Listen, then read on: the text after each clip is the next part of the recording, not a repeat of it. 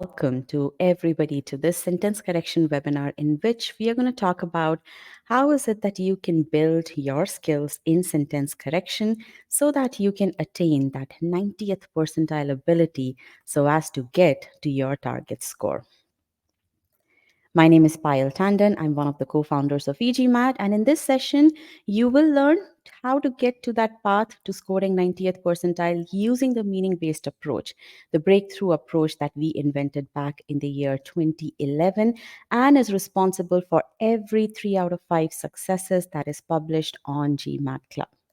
Now, we are right now in the third iteration of that process, each iteration making it possible for more and more students to build their core skills to get to that 90th percentile ability.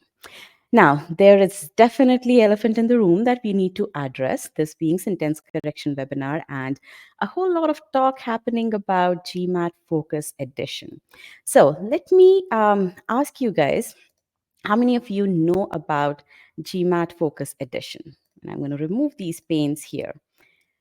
I'm going to open this poll over here. Tell me how many of you know about the recent news, I would say 2 days old news about GMAT announcing GMAT Focus Edition.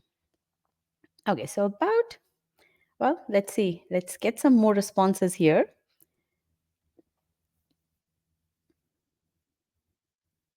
Okay, so about half of the class knows about it, the remaining half doesn't. All right.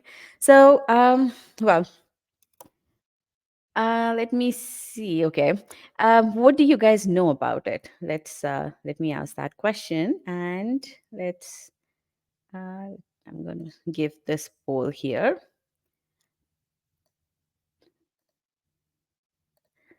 Tell me, what do you guys know about this?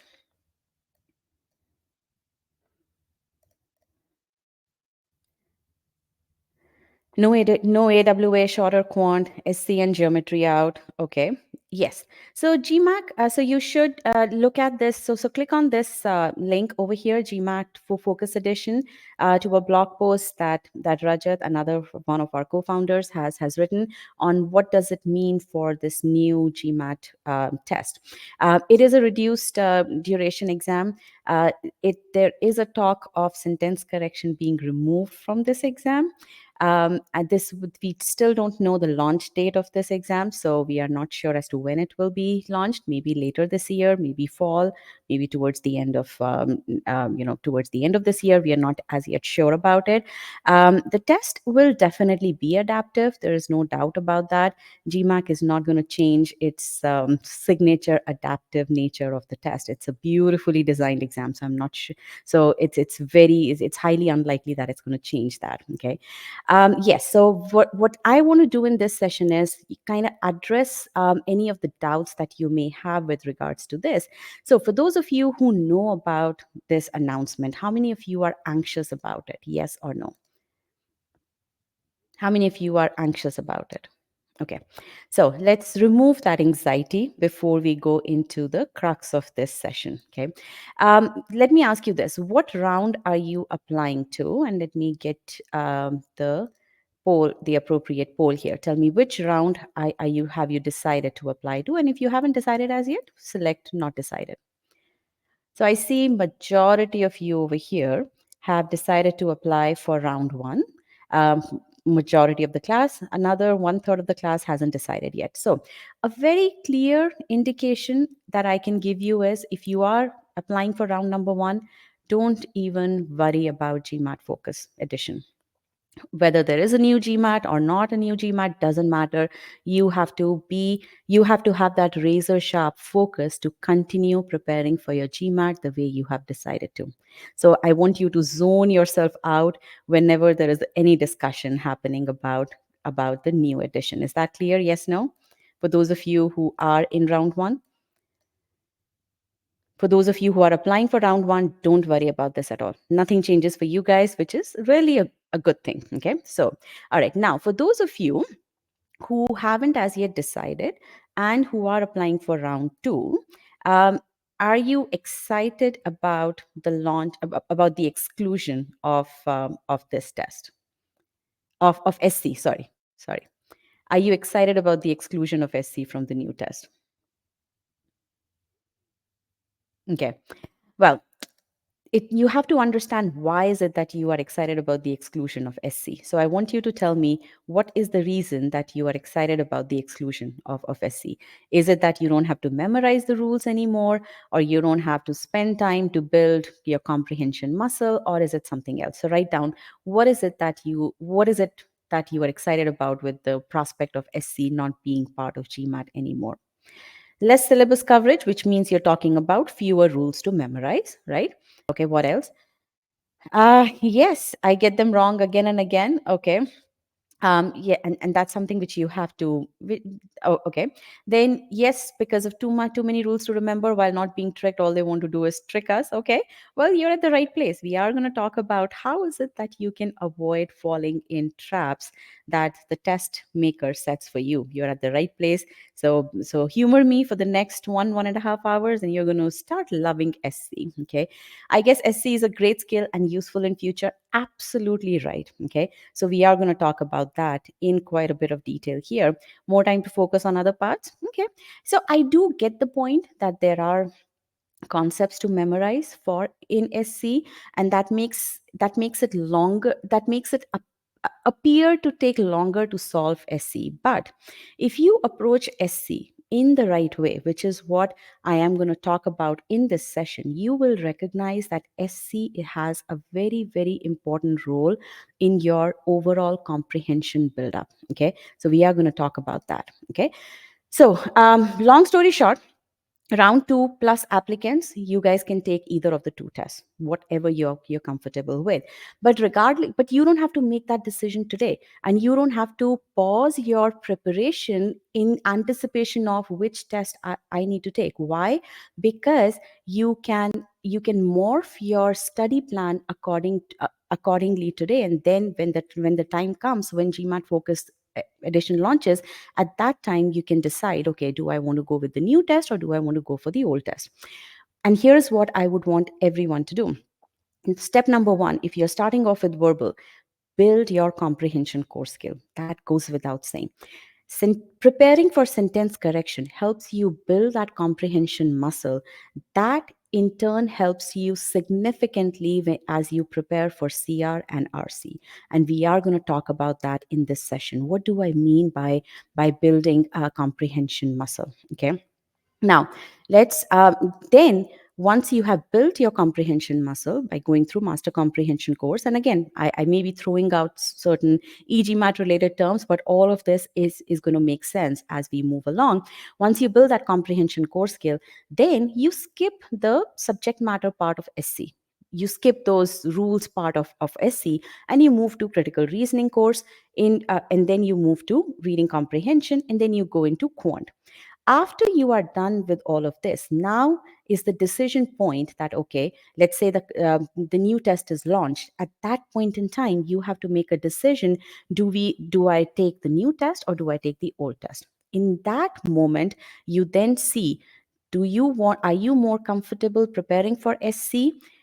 As long as you know what is the right way of preparing for SC, and that's something which I'm going to answer for you today. What is the right way to prepare for SC? Okay. Or you don't want to deal with SC at all, you have a choice, you would rather take the new test, which again, any new test that is launched, there are always those that probability of experiencing those teething issues, right? So that is something which you will have to make a decision on. But the good thing is that your preparation will not stop. Okay. What I want all of you to understand is, don't let this announcement make you anxious. Okay. There is nothing that changes for you. It just gives you more options along the way. Again, round one, which majority of you are planning to apply to, this doesn't even apply to you. Okay. You guys just put your put your focus, be completely focused on your GMAT preparation. Do not worry about that. Now, e-GMAT students, I want you guys to remain very, very assured that we are there to help you. We've already started working on beefing up the data literacy section, okay, which is really a morphed version of integrated reasoning. e-GMAT course is the only course that includes the most comprehensive integrated reasoning course, okay, and we are already working on making that even more robust. As soon as that announcement was made by GMAT, we got our folks together and we have a detailed plan of action which we are already executing on, and all of these updates will be made available to all e-GMAT students without any extra charge.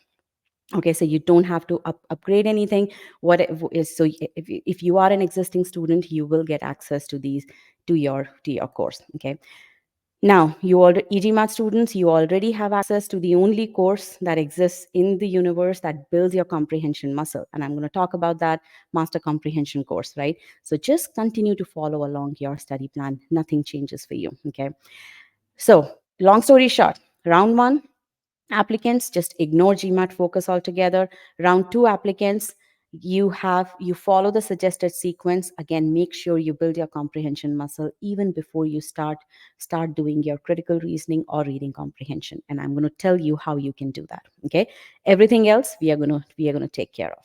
Okay, all right, now let's, with that out of the way, right, let's try to get to know each other better. So I'm going to ask you a few questions here. You already see the yes no poll, you already see short answer poll over here. I am going to get my Q&A pod here as well, and at this point I'm going to introduce my co-host Mansi. Mansi is our lead strategy expert, so if you have any questions with regards to how is it that I should plan my study, when is it that I should take the GMAT? So I do see certain questions about round one, round two. Definitely put that in the Q&A pod. Now, Q&A pod is for questions that you have from us, okay? Any of the questions that I ask you, put those responses in the short answer poll, okay? But any questions that you have from me or Mansi, put those in the Q&A pod so that Mansi can respond to those. And routinely, I also go through these questions. And if responding to any of those questions in the middle of the session makes sense, then I do take those questions on, okay? So yes, where are you all from? Say hello in the short answer poll over here. And yeah, actually, I can get a chat bot here as well. Okay, let's see. France, currently in college in Michigan. Okay. India, Jamshedpur, Nigeria, India, Ghana, Nepal. Welcome, everybody. Good. You know what? I think when we talk like this, I'm going to get a chat because that's a lot better. I feel a lot more, it's a lot more conversational. I think just the word chat makes everything more informal. So, yes. All right. And say hello to everyone. Next question here.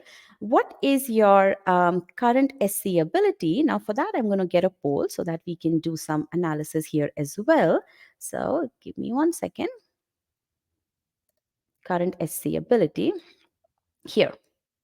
So for that, type in over here.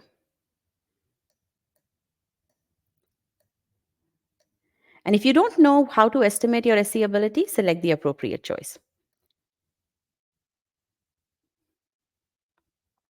Okay, so the largest segment here does not know how to estimate SC ability. Okay, and I'm going to help you out with that. But for those of you who know their SC ability, the largest segment there is between 31st to 50th percentile. Okay, so I'm going to address the people who are below 30th, people who are below 50th percentile. You guys need to build your conceptual muscle, you guys need to build your core skills, and then you guys need to build the process to solve SC questions, and we are going to address all of that in this session today. For those of you who are above, who are between 51st and 75th percentile, you guys need to confirm this ability first, and then you guys have to focus on passing medium cementing. And we are going to talk about that towards the end of this session, towards the later part of this session. Those of you who are above 75th percentile, you have to do that fine tuning. And for that, Scholaranium is the most valuable platform for you, because you will be looking at the data that you get from Scholaranium, that also I'm going to share with you towards the later part of the session. You will be able to identify, okay, what do I need to work more on? Modifiers? Do I need to work more on timing, because my accuracy is fine but my timing is an issue, and which is why I'm not able to finish my test? Or is there certain specific sentence structure that I'm having difficulty with? So that's where building your error logs and getting those, that appropriate data analytics, is very, very critical for the segment that is above 75th percentile. Okay, now for those of you who do not know how to estimate your SC ability, we have the Sigma X mock, which is available to everyone free of charge. Even if you're not an e-GMAT student, you can figure out your starting abilities by taking Sigma X mock. Okay, it gives you, it is a block adaptive, just the way GMAT is. Okay, it gives you even more precise output with regards to your abilities in each and every subsection. Okay, and it is you utilizing these starting abilities. So you get, once you take your mock, you get to know, what percentile level are you at in SC, what percentile level are you at in CR and RC, and likewise in each of the subsections in quant as well. Now you can put these starting abilities in the personalized study planner that we have, which I'm going to talk about, and then get a very, very straightforward personalized roadmap to your target ability. Okay, so we are going to be talking about that. So if you do not know what your SC ability is, take the free mock by clicking on this link. Okay, so bookmark this link. All right, let's move forward to our next question. What is the most important, let me find that question. What is the most important skill for SC? Okay. Okay, where did that question go for me? Most important skill in SC. Yes, here it is.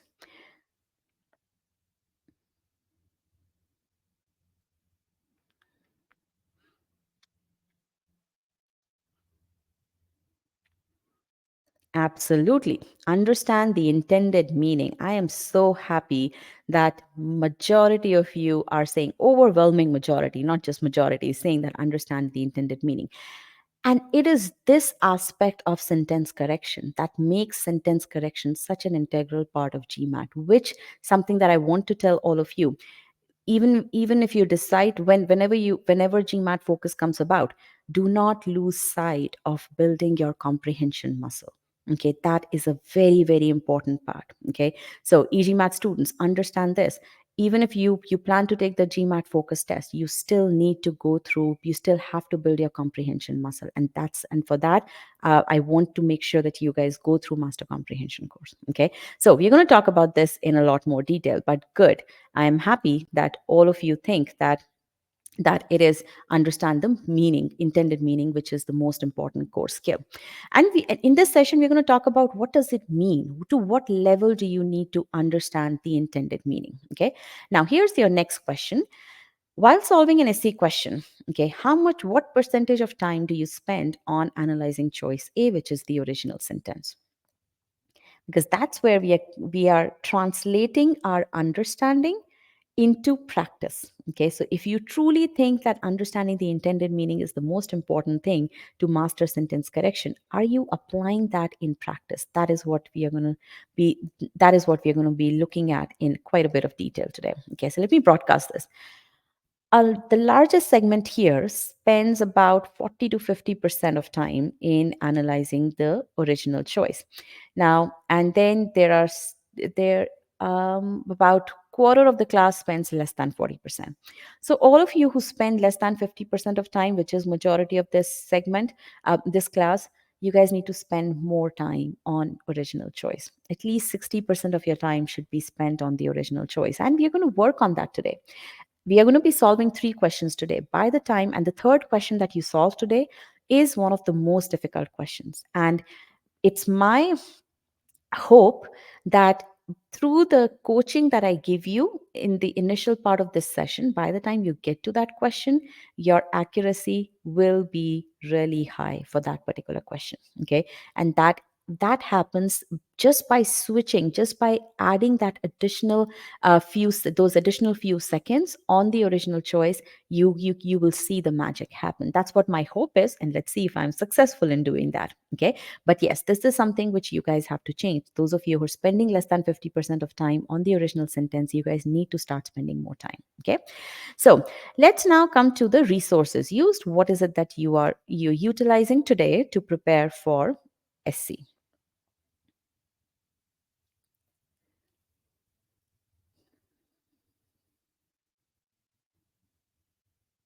Okay, let's give it some more time. Let's get some more responses here. So I see that mm, responses are still trickling in right now. Okay, so I see GMAT Ninja over there in the chat, GMAT Club in Manhattan. So another prep course. Okay, number 3, practicing questions. Okay, now whichever method you use, I'm good with that, but you have to be sure that you're building your core skills. There are two ways of preparing. One is, practice based learning, which, by that what I mean is that you learn concepts and then you practice as many questions as possible. Okay, which is what I believe people who are using Manhattan SC, practicing questions, GMAT Club grammar book, as well as another prep course, that's what you end up doing. Okay, versus there is a core skills approach. In core skills approach, you build your comprehension muscle. You build various muscle parts that would lead to you being able to comprehend the sentence appropriately even before you start learning any concepts. And even when you start learning concepts, you continue to enhance, you continue to fine tune your process of solving SC questions. That is the core skills focused learning. Okay, so I'm going to talk about that. I'm going to demonstrate that today in this session. Okay, so now there are lots of e-GMAT students in this session, right?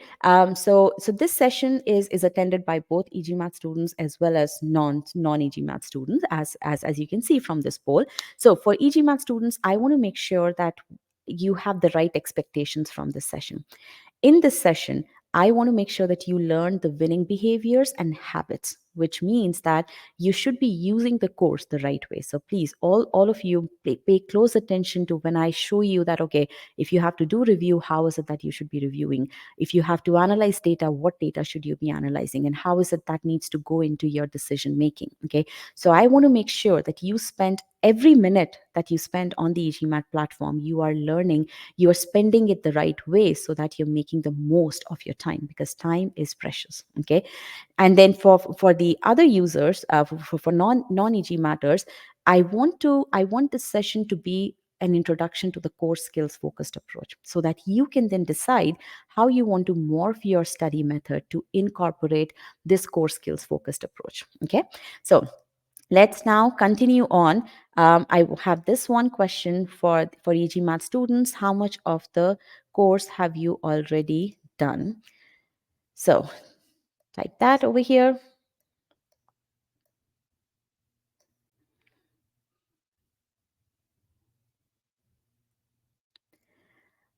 All right, so I see that quite a few of you have. Okay, so you guys, very few people are done with cementing. Um, a lot of you have not started yet. So 1/3 of e-GMAT students haven't started. Okay, that's absolutely fine. Just finish master comprehension. So good. So you guys are at a good spot. Some of the stuff that I talk about may be a repetition for you, but just stick along, because you will find a lot of key insights that are going to come out from this session. Especially, how is it that when you're doing application files, what is it that you should be focused on? What does it mean to understand the meaning? So all of those things will be very, very beneficial for you. Okay, so good. Thank you very much. And now with this, we're going to get started.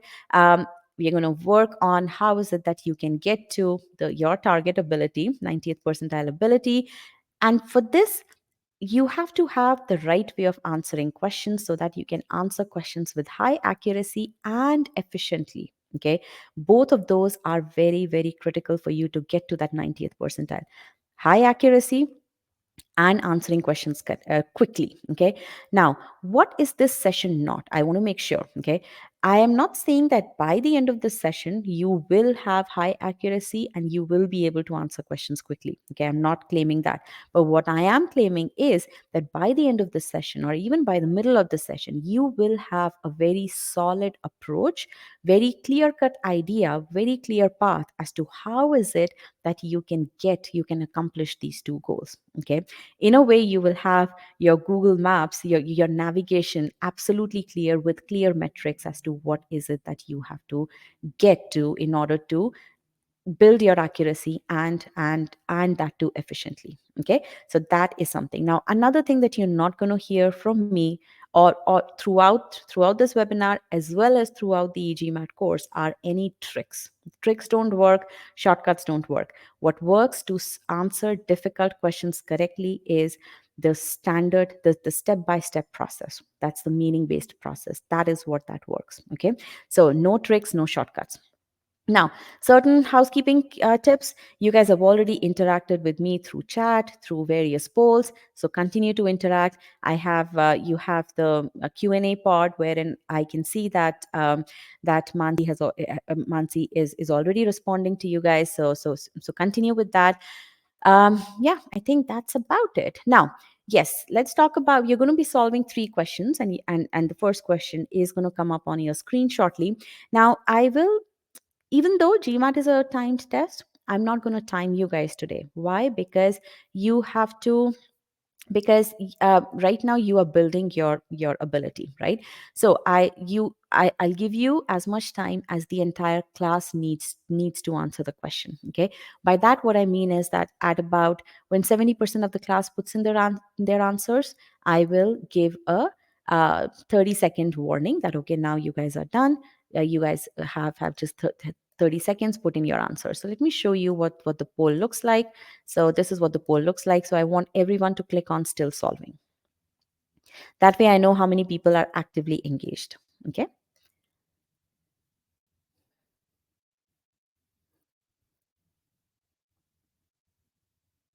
Okay, let's get some more responses. I have about 85 students in the class. So let's get this number to at least 50.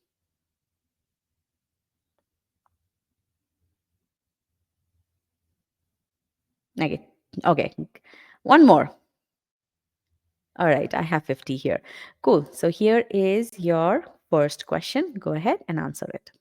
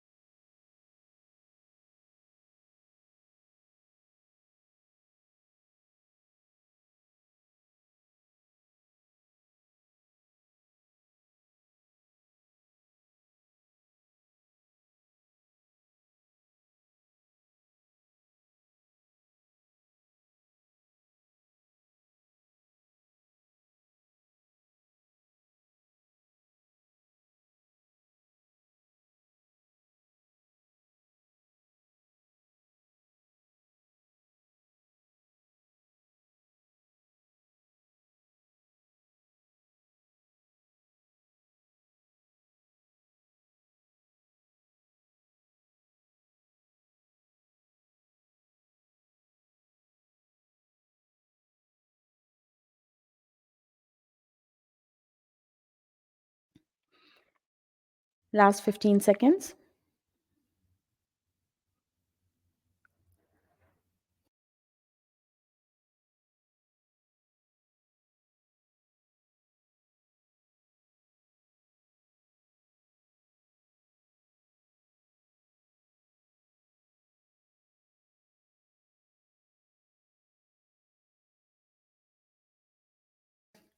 Okay, I'm going to end the poll now. All right. So, how was this question? Easy, medium? How confident were you in solving this question? Whenever you answer a question, always do an assessment of how confident am I of making that answer choice selection. Was I confused? Was I doing back and forth? So that's something which is very important. Okay. How many of you were doing back and forth between, let's say, two choices? And let me ask that. So let's get a yes no response here. How many of you were doing back and forth? And I believe the back and forth was primarily between choices C and E, right? So majority of you, an overwhelming majority between C and E, or maybe mhm, yes. Okay. All right, A, C, and E. All right. Okay. So let's solve this question the way I would approach it. Okay. I'll read the sentence. The overall slackening of growth in productivity is influenced less by. Okay. As soon as I reach this part, less by, I know right away that there is a comparison over here. Less by government regulation than buy something else, right? So as soon as I see less buy, I know there is a comparison over here. Now, if I have less buy, then automatically I know that whenever I need to see than, first of all, which luckily over here is in the non-underlined portion of the sentence, right? But after that, I need to see the word buy. Okay. Now, do you see the word buy here at all in answer choices A and B? No, there is no buy, right? So over here, we didn't even have to look at going to the depth of the meaning so far. Choices A and B are directly eliminated purely based on the construction of these choices. So let me get the poll back here. Now I'm going to broadcast the results here. Choices A and B were selected by 36% of the class. More than a third of the class selected choices A and B. And where you guys faltered was, and make a note of that you didn't look at a very simple construction, very simple grammatical construction, that whenever you have less by, it has to be followed by than by. Okay, by has to be there. Okay, so grammatical construction, that is what I want you guys to write down. Okay, so for you guys, you have to make sure that you are focused on the grammatical constructions utilized in the sentence. And these are not grammatical rules. I mean, this is very straightforward: less by than by. The comparison needs to be parallel. Okay, now for those of you who were able to identify this, for them, they were doing back and forth between choices B and E, C and E, not that much with choice D, which I'm glad about. Okay. Now, when such back and forth happens, it happens because you have not visualized what is it that the author intended to communicate. And I'm going to talk about that. Okay. And because you haven't visualized, you end up doing this back and forth. You end up getting anxious. Oh my God. Whenever there's back and forth, there's that anxiety automatically built into it. Okay. And you end up wasting time. You end up wasting your precious brain power in doing that back and forth. Okay. All of that can be avoided if you just focus on what is it that the author wanted to communicate. And that's what we're going to be doing now. We are going to visualize the meaning of coming to an end, because after all, that is what this question is playing on. Okay, that expression. So let's understand, what does coming to an end mean now? Over here, what the sentence is saying is that something, the overall slackening of growth and productivity, X, is influenced more by Y, right? Let's not worry about the less by part. Why? Because that's in the underlined, non-underlined portion, and that's not important for us. It's basically saying that something X over here is influenced more by this Y than as compared to this A, right? Now, well, let's understand what is this Y.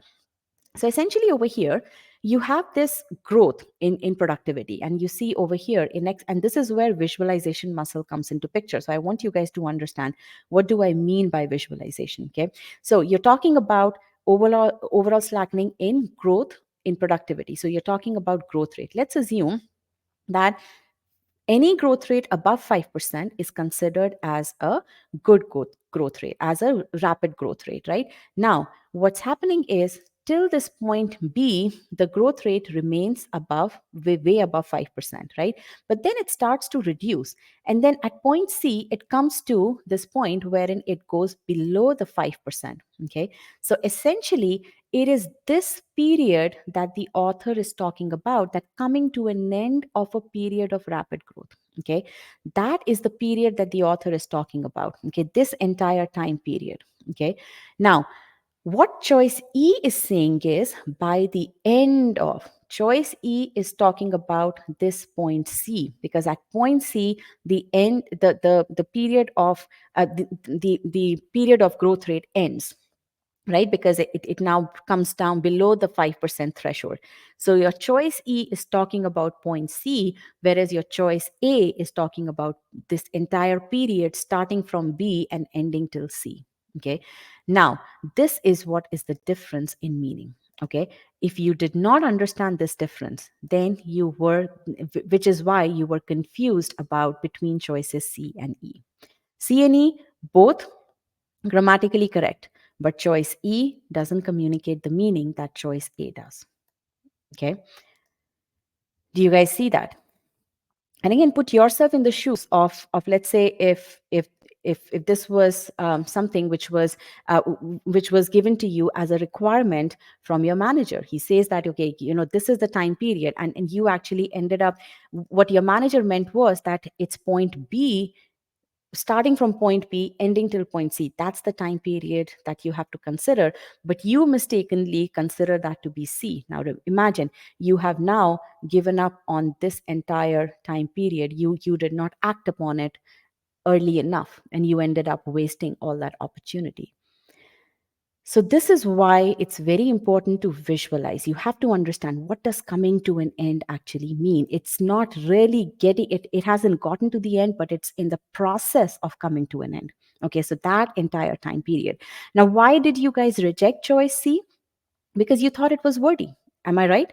How many of you rejected choice C just because it didn't look elegant? Coming to an end, that's not an expression that I would use in my day to day life, right? Yes, it did not sound right. Too wordy. No, these are absolutely wrong reasons to reject any choice. Okay. You always have to understand what does the author want to communicate. So don't prioritize elegance over the meaning, because in this case, had you prioritized elegance, you would have lost all that opportunity. So that prioritization of elegance would have come at a much higher cost, both in real life and in the context of the GMAT. Okay, so even if a question is primarily testing you on grammar, you still have to understand the meaning, because as you can see over here, choices A and B were rejected on solid grounds based on grammar, but the main back and forth that happened for this question was because you didn't focus on the meaning. Okay, so very, very important. Visualize coming to an end, visualize anything that's given to you so that you can answer questions with high accuracy. In fact, people who selected choice C, they selected choice C within 30 seconds right now, because I can see as to how the votes are pouring in. Initially, within 30 seconds, people selected choice C. Now, later on, there was a lot of movement. As you spent more time on this question, there was a lot of movement that was happening from E to C, then C to E, and I was watching all of that happen as the votes were pouring in. Am I right in my observation? Let me get the chat here. Yes, tell me, am I right in my observation? All right. So, what's the learning? Spend time in understanding, go into depth of the sentence. Okay. And that is the beauty of sentence correction. If you are focusing on the meaning, if you're going into the depth, you will not have any problems with SC. SC is a very, very logical test. Okay. Now, what skills do students who need to understand who need to apply, what are the skills that are required for the e-GMAT meaning based approach? You have to have that visualization muscle. Okay, and that actually takes away all the back and forth. And I'm going to tell you what does it mean for you to apply that visualization. Okay, and a little bit of segue. Let's forget about GMAT for the time being. What I'm telling you right now is this is an abridged version of Black Beauty. My 8-year-old was reading this as part of her book report.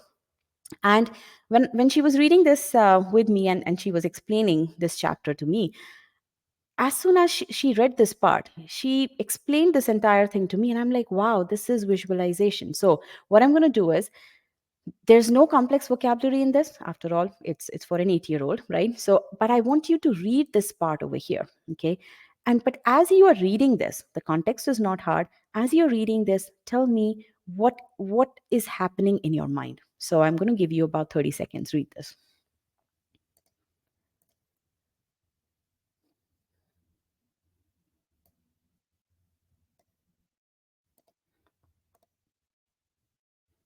Have you read it? Click on yes if you've read it.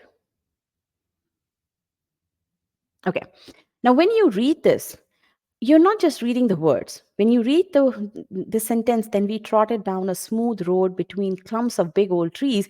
When you're reading clumps, when you're reading big old trees, automatically in your head, you are visualizing the entire scene. Am I right or not? Because when you're reading this, you are automatically visualizing this, right? That's why I mean, when you're reading books, when you're reading these things, right? So first the large gate, then a smooth road, then there are trees on both sides of the road.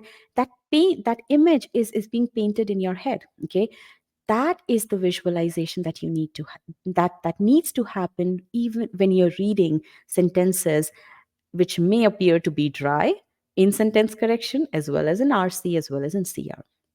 And that is the muscle that you guys have to strengthen. Okay, very very important. Okay, it's not that you guys don't have that muscle. You do, because as soon as you read this piece of piece of casual reading, you are automatically visualizing it. But somehow when you get into the context of sentence correction, you actually stop that muscle from working. Am I right? I didn't have to tell you to visualize this. You automatically visualize this because that's how you've been programmed to do. That's what casual reading is all about. But as soon as you are the one who comes into the contact of SC like sentences, you just stop. Somehow you don't want that. You actually stop that visualization muscle. Okay, and that is what you will start to um, bring back, and you will continue to actually strengthen as you go through the e-GMAT course. In the e-GMAT course, we understand what comprehension requires. How is it that you need to be building the core skills? So e-GMAT students, pay very close attention to this. As you are going through the course, you will see visualizations such as this, right? Arranging rare exotic flowers in a symmetric pattern, Mary made a beautiful bouquet. Well, now, why do I need to show flowers? Why do I need to show image of Mary? Why do I need to show a beautiful bouquet? I don't need to show that. Sentence is simple enough. But the reason why we show that from in each and every sentence that you read is because we want you guys to bring back that visualize muscle, to strengthen that visualize muscle, so that as you go from easy sentences to the most difficult sentences. Now over here, kept on the topmost shelf of rack 11, this is from our modifiers concept file. Keats wrote these books. Now when you read the first sentence, you automatically visualize Keats on the bookshelf, and that doesn't make sense. Now, we didn't really have to draw this out. The reason we draw this out is because we want this to happen automatically in your head, and it will start to happen automatically in your head as you see that, as you experience that through every sentence that you see in the course. Okay, that is the reason why each one of our concept files and application files are beautifully constructed, so that we strengthen your visualization muscle. That muscle which is somewhere stagnant, which is somewhere dormant, we want to activate that. Okay, and here you see very complex sentence, right? Difficult sentence structure. But as you read the sentence, as we do the sentence structure, we basically do all of this visualization for you, and then we summarize all of that in the form of this timeline. Now, when you go through such content every minute of the time that you spend, the visualization core skill, that visualization muscle activates and continues to strengthen. Okay, with the goal that when you read the words, those words need to come to life. That is what is required. Okay, when that happens, you will end up answering questions with high accuracy and answer questions correctly. Okay, so very, very important. Okay, now that's the same thing which our students have experienced, right? When they solve easier questions, how many of you experience this, that when you solve easier questions, you don't have to think about the meaning because you can rely on grammar? Tell me that. How many of you have experienced that? And we get these emails every day, I would say, in the morning, in the afternoon, that my accuracy in while solving official questions is high, but then when I solve difficult questions on GMAT prep, I actually flunk. Okay, the reason for that is easier questions by design don't have the complexity in them. They can be very easily eliminated, the incorrect answer choices, purely from through grammar. Okay, which is why when students are practicing, okay, when they're using practice based approach, what ends up happening is that for the easier questions, they use grammar, so they lose the opportunity to build their visualization muscle, to build their comprehension skills. And when they get to, which as a result, when they get to difficult questions, they are no longer able to solve those, because granted, they are difficult for the primary reason that they cannot be purely solved just by elimination method. Okay, and as Pratik says, Pratik is right now at booth, as Pratik says, that if you don't have your meaning correct, then you really feel like hammering your head against the wall. Okay, so, and he categorically says the same thing, that the elimination approach or the grammar may work on 600 level questions, but they will not work, that approach will not work on a 700 level question. For a 700 level question, you absolutely have to build that visualization muscle. And the beauty of the meaning based approach is, the beauty of this visualization and comprehension is that it's going to work on easier questions as well. So you don't really have to have two different methods to apply, because when you are in the test environment, you don't know whether the question is difficult or not, right? So that's where the key to getting to that 90th percentile ability is to make sure that you apply a standard process that works on all kinds of questions. Okay, now it's not a surprise that EG matters account for every 3 out of 5 700 plus scores reported on GMAT Club. Okay, and I'm not talking about since inception of EGMAT, I'm talking about since 2021. Okay, so it is they have been by GMAT students. And just to put things into context, GMAT Club has 9 partners. We account for 60% of all 700 plus scores. Okay, all the other 8 account for 40%. And that's not only because of the focus on meaning and because of focus on our methods, that's also because of the personalization that powers such success. We offer personalization through 5 different ways. We provide you with personalized study plan. We provide you with real-time feedback. We provide you with improvement plans, those hyper-specific improvement plans, video support, and analytics. Okay. I think about 15 minutes back, somebody said that I'm at a low skill level. How can I get to, how much time will I take to get to 700 plus score? It all depends on what your individual skills are in each of the subsections. And for that, you need to take Sigma X mock test, you need to take personalized study planner, you need to build personalized study plan, and you will be able to then figure out how much time you're going to take. Okay. Now, again, it's not that we've back in 2019, when we didn't focus as much on personalization, we still accounted for 20% of all reviews, which was a major feat in itself, because at that time there were 11 different partners. Okay, but since 2020, as we started to emphasize, as we started to morph our projects and put in personalization, that number has now gone to 60%, and it has continued to maintain the lead in 2021, 2022, and we continue to actually increase the 60%, take the 60% to 75% in 2023, and we are well on our way to accomplish that. Okay, so very, very important. Now, continuing on with that question, how much time do you need to spend? it's very important to so there's no one size fit all study plan. Okay, and that's something which is very important. All e-GMAT students, have you built your personalized study plan? Because all e-GMAT students have access to this tool. Okay, so make sure that you, once you build your study plan, as you have accomplished certain sections, make sure to go back and continue to update it so that you know where you're at. Okay, so very important. Now, this tool is also available to non-EG matters. But in order to utilize this tool, you will need to schedule a call with our strategy experts. So again, definitely, if you want to make sure that you have a personalized study plan, definitely liaise with our strategy experts so that they can help you create one. Okay.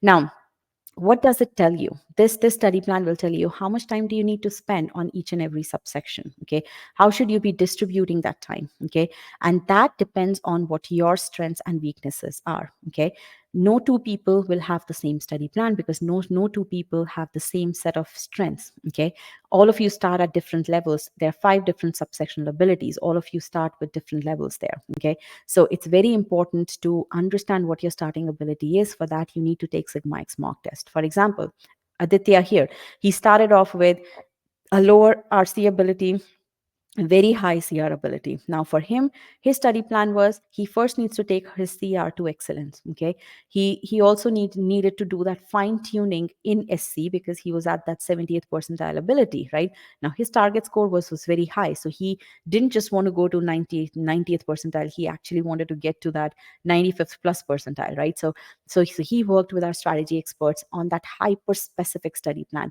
What exactly does he need to do? How is it that he should be analyzing his data? Right, so all of that happened here. Now, for RC, he had to build his core skills, so he had to go through the course, and then once he got to cementing stage, he then needed to hone that further. Okay, so I started at 68th percentile ability in SC. And initially, my process was very intuitive, but the biggest difference that helped him get to 99th percentile was the meaning based approach that I learned from the course. Okay, and he talks about, there's no one size fit all thing, but it's really, you have to take the process of breaking down a sentence into various parts and make it your own. Okay, understanding the author's intended meaning of each part, right, as you move forward to applying the grammar rules. So that's very, very important. So that's something which you have both as an empirical evidence and as a statistical evidence, in terms of the kind of success that we have produced because of these methods and because of this personalization. So here you can click on this link over here and schedule your call today. Okay, so definitely do that. Now let's come to our next question over here. How's the session going so far? Question number 1 done. What have you learned from the session? So I'm gonna get the poll ready for the next question while you guys type this.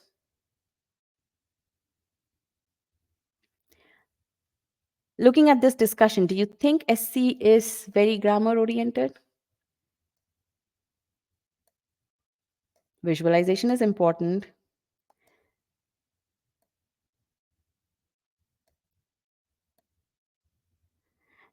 It has grammar, yes, because grammar is a tool to express meaning. But if you there are those concepts that you have to learn. There's no denying that, right? But it's weaved with the meaning part. The reason why SC somehow is for those who are who fret SC, they have this misconception that it's uber grammar oriented. No, it's not. If you are focused on logic, you can eliminate answer choices even if you don't know the nuances of grammar. Okay, because again, communication is the key thing.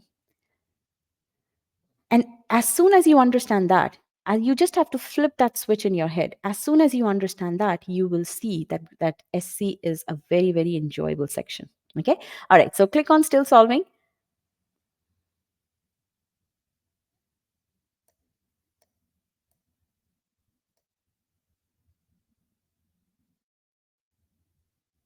Okay, let's get some more answers here, more responses here.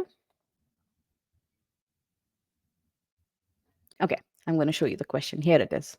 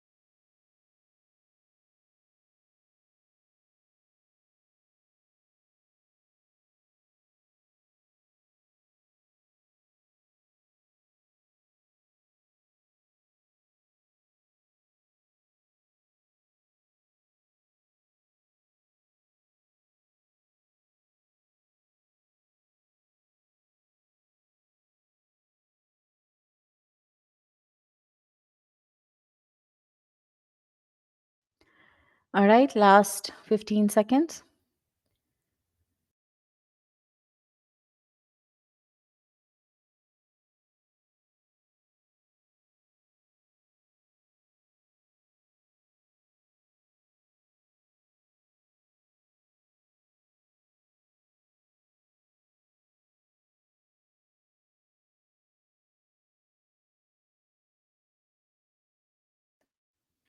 All right, I'm going to end the poll now.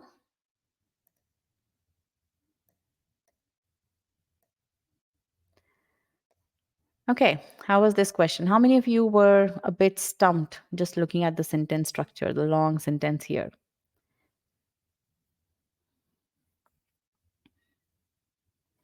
Back and forth was happening. Okay. All right, let me broadcast the results. So you guys did okay, better than the previous question. I could break down in three segments. Tricky between answer choices that look similar. Thibault, let's look at this. Yes, there are. It appears as if there are certain choices which look similar, especially choices D and. How many of you were stuck between? How many of you were considering D as the correct answer choice, and were doing back and forth between D and maybe C?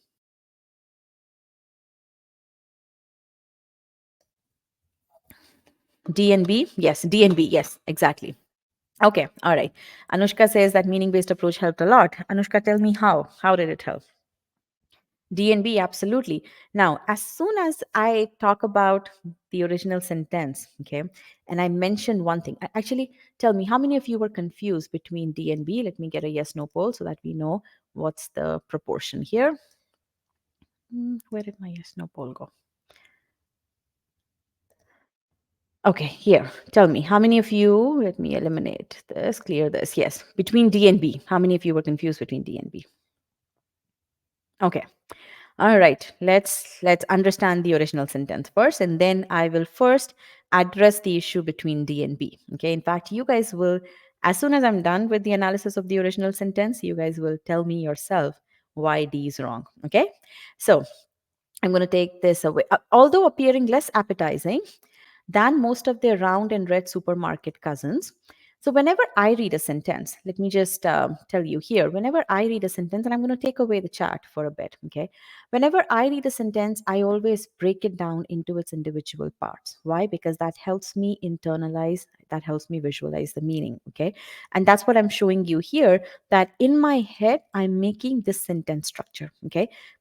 Although appearing less appetizing than most of their round and red supermarket cousins, heirloom tomatoes. So heirloom tomatoes is what appear less appetizing. There is a contrast here because of the word although. Grown from seeds saved during the previous year. So heirloom tomatoes are the things which are grown from seeds that are saved during the previous year.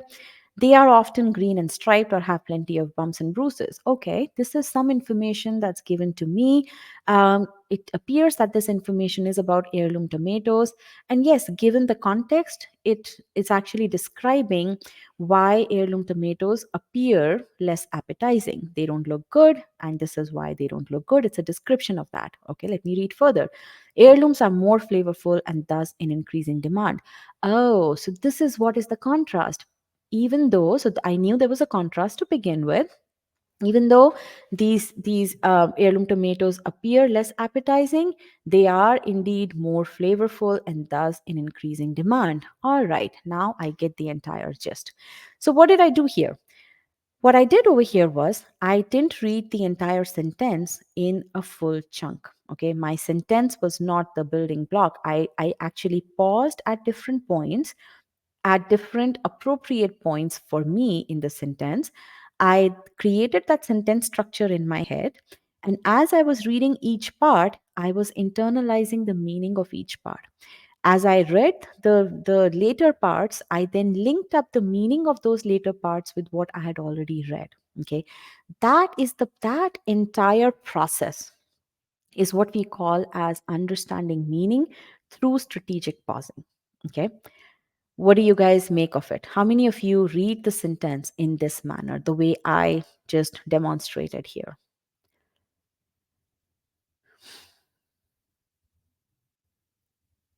Okay. So, for those of you who are not able to read the sentence in this manner, this is something which we teach you in the master comprehension course. Okay, this is a core skill that you have to build, because as soon as you have built this core skill, you will see that your accuracy will improve a lot in hard questions. Okay, now, apart from just creating a sentence structure, in fact, all of this goes hand in hand, which is what I've already shown you. As part of my thought process, I always ask those probe questions. What kind of tomatoes appear less appetizing, right? What does green and striped or have bumps and bruises imply? Okay, what are these, right? And then what are more flavorful? So as I'm reading the sentence, I'm actually quizzing myself on the sentence. Okay, when I do by asking these probe questions, how many of you ask such probe questions? Because when you ask these probe questions, you are actively engaged with the sentence. And when you are actively engaged in the sentence, you are able to extract a lot of meaning. You are able to extract all the aspects of the sentence. Okay.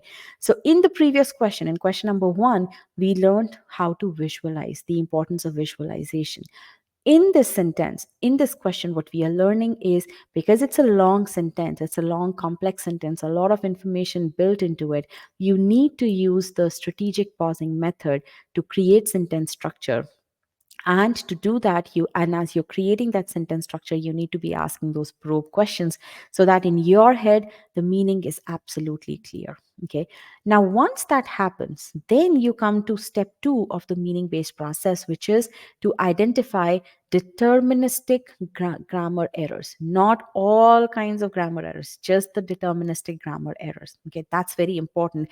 And as long as you're focused on only the deterministic grammar errors, you will realize that there's the syllabus is not really that vast for SC. Okay, and I'll come to that in a little bit towards the end of discussion of this question. What do I mean by syllabus is not that vast? Okay, so now, because you have the sentence structure, you identify that there is no verb for heirloom tomatoes, and which is why not very many of you selected choice A as the correct answer. Is that correct, you guys?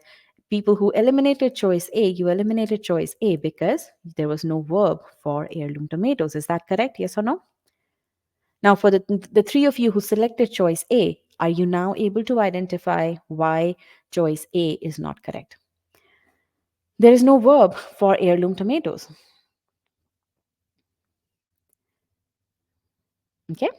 All right. Now let's look at, so in terms of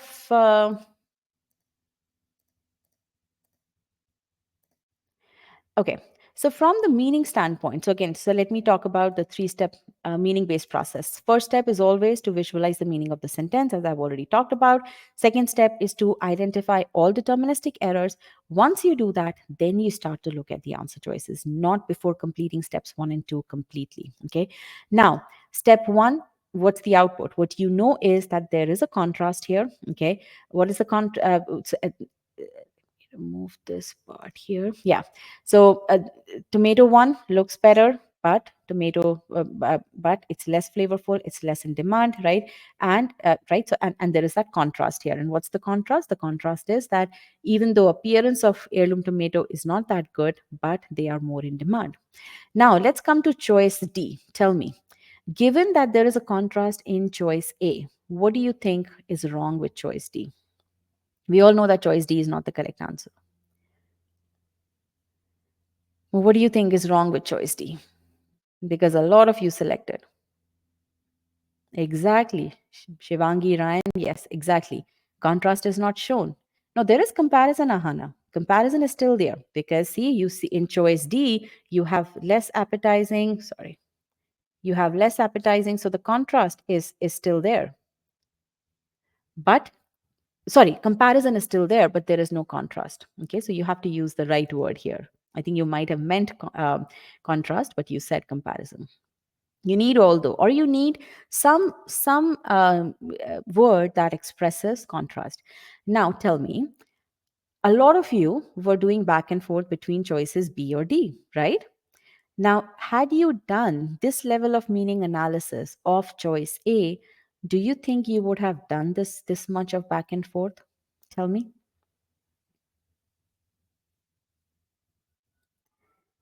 And there you have it. That is the primary reason why you need to do detailed meaning analysis of the original choice, so that you can avoid all that back and forth. Because now when you read choice D, grown from seeds saved during the previous year, yes, this part is fine here. This part is fine.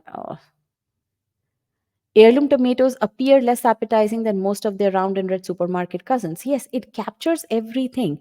But where is the contrast? The contrast has not been explicitly stated. Now you need to you can infer that contrast. Why? Because all the information is there.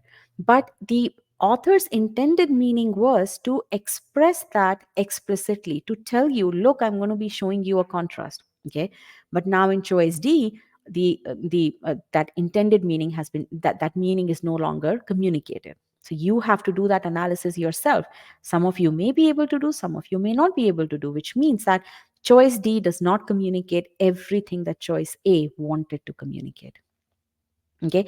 And again, think about it in the context of your day-to-day work, right?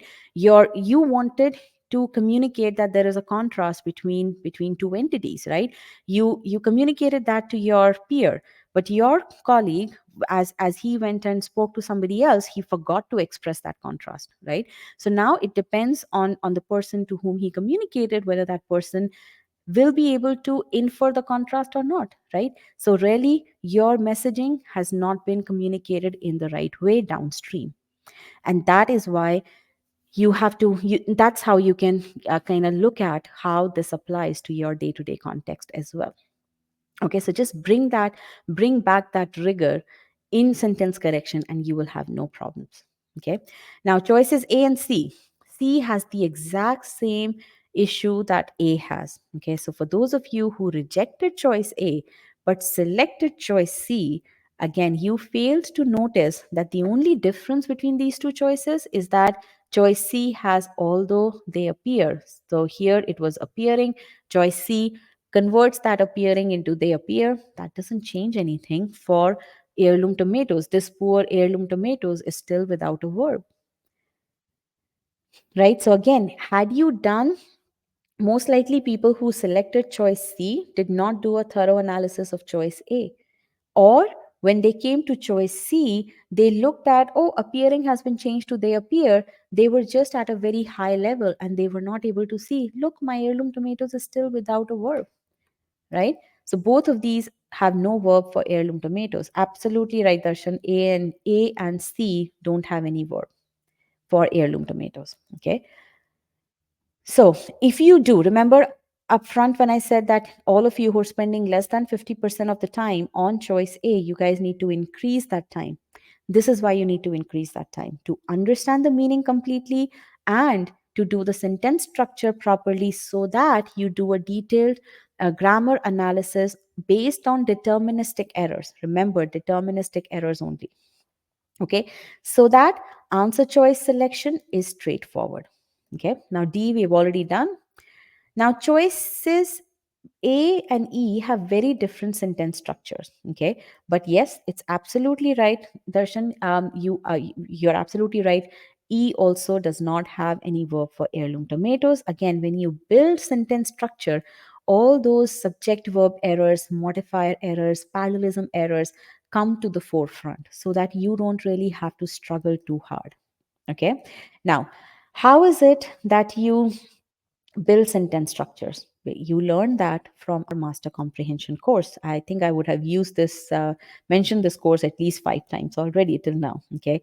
Now, each and every, you learn the skill in master comprehension course, but what you see is you apply that throughout the e-GMAT SC course. Okay. Every full length SC question that you solve comes with sentence structure. Okay, so that again when you see this over and over again, you automatically build this in your memory, you automatically make this a habit.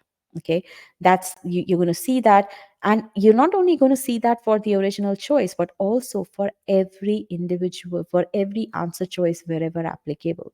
So here choice E, we wanted to show you why there is why there is a parallelism error over here, right? So, and again we just don't say there is a parallelism error, we show it to you so that when you so that that visualization muscle, that sentence structure muscle builds up.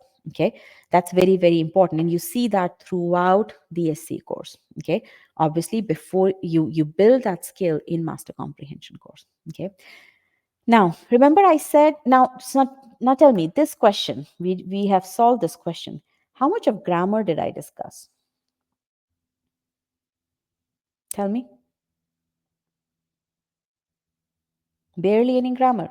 How much of logic did I discuss?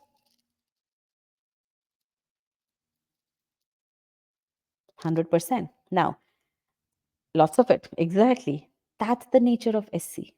Okay. Now, you guys were confused between B and D.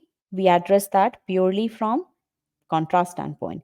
You guys were confused between B, C. People who were confused between B and C, we address that based on sentence structure. Whatever is the error in choice A is also the error in choice C. Whatever is the error in choice A is also the error in choice E. But we didn't go into what is the purpose of dash, what is happening here. We didn't go into that, right?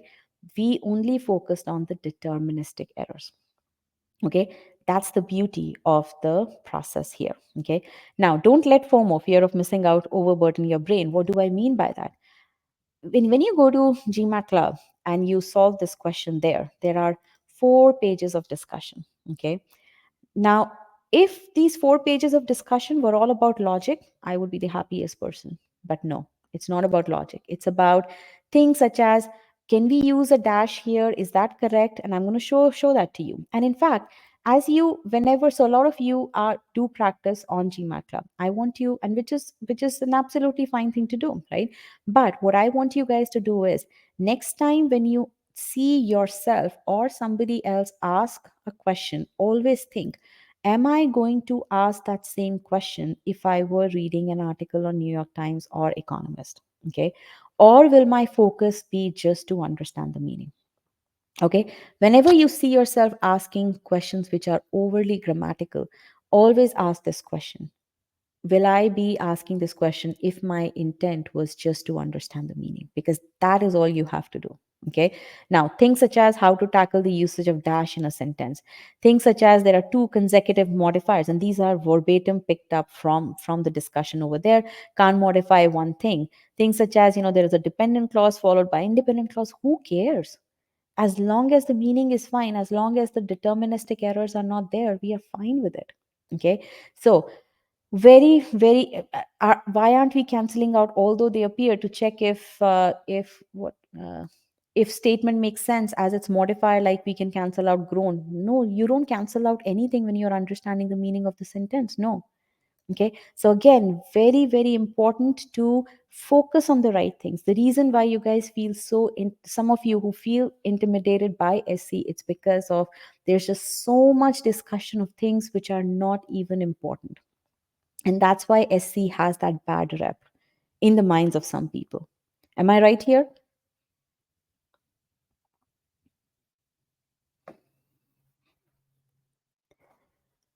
Okay, so again, if you are just thinking about what does the author want to communicate, okay, very very logical, and what are the deterministic errors? And here is where I want to bring in grammar. I'm not, by no means am I saying grammar is not important. No, grammar is important, because after all, grammar gives you the rules of the constructs of the language through which you can communicate with the other person, so that there is nothing lost in communication. So you need to know the right grammar construct, right? But that's only required for the deterministic errors, not for everything under the planet. Okay. Okay, let me get the answer here. You wanted to see the questions, right?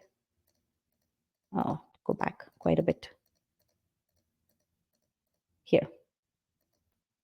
Okay, so we are, let me see what's the next slide now. While Andy is looking at this. Okay. All right. Sorry, I'm just going to click through here.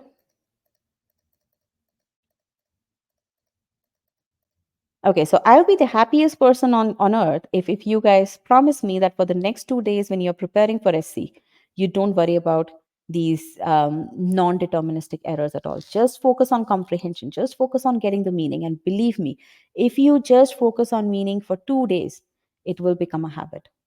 Okay, that's what I want you guys to promise me today. Okay, I'm hoping that you guys will. Okay, now, thank you, Stuti. Now, question number 1 and 2, very different sentence structures, right? Question number 1 was a little bit small, shorter, uh, smaller portion of the sentence underlined. But question number 2, really long, a lot of, back and forth, pretty complex sentence structure, right?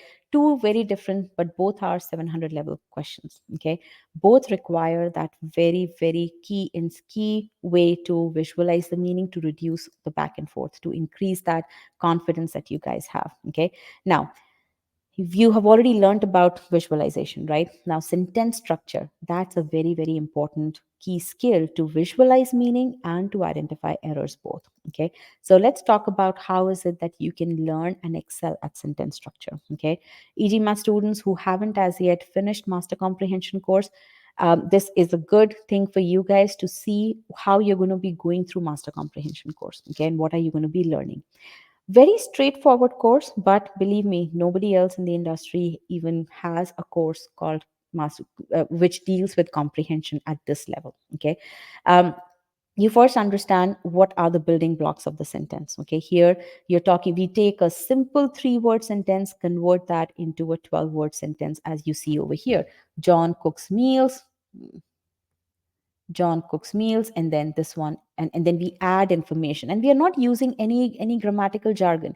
We are simply adding logical information. Then we take that 12-word sentence, and again you can see visualization happening, those connection points being shown, and then we convert it into a 20-word sentence. Again, no grammatical jargon. We are just adding in bits of information. Okay, so here you learn to not get scared of long sentences, because we make you do this stuff by yourself.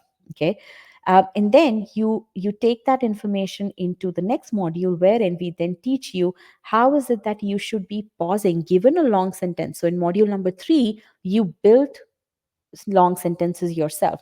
In module number 4, now we deconstruct those long sentences into their individual parts by teaching you how is it that you should be pausing, where is it that you should be pausing, what is it that you should be doing when you're pausing. Okay, you do all of that, and then in module number 5, you put it all together into, okay, how do you understand meaning on of long sentences, and how do you infer meaning on long sentences. Okay, and then after master comprehension course, as I said, we don't just stop there. Throughout the SC course, and this is modifiers module, right? Throughout the SC course, you have these application files. Okay, you have these practice quizzes in which you continue to utilize that sentence structure approach, and you continue to actually get personalized feedback, so that you know where you're going wrong. Okay, so for every question you do that. Okay, and then that doesn't stop with the course, that continues with scholaranium as well, which is where you do your stages 2 and 3, which is your cementing and test readiness, where you solve upwards of 440 questions. Okay, twice as many as an OG. Okay, so really, how do you master sentence structure? You first learn it in master comprehension, then you build that habit as you're going through the SC course, through the application files and practice files, right?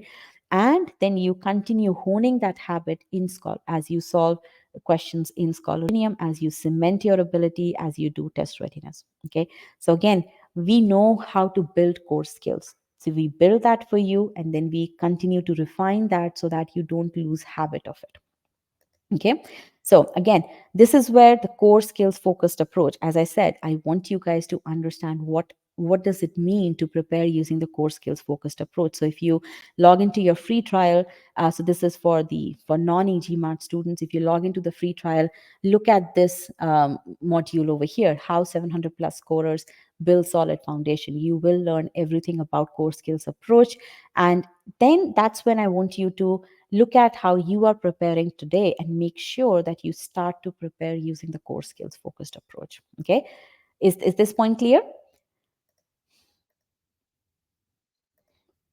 All right, now we are at the last question in this session. By the way, how's the session going? While I bring up the last question here. What have you learned? Enjoying it? SC still an issue, or does SC seem to be becoming a friend? Thank you, Prateek. Thank you, Kiran. Thank you, John. Very good. Good tips to improve performance. Very nice. Thank you, Andre. Good. All right. Good, Stuti and Vibhu. Very good. Okay. So, last question. Click on still solving, please. Appreciate that, Yasmin. I'm glad. Okay. Get some more people to click on still solving. Last question. And here, there is a lot of, this is a complex sentence that you're going to read. Okay.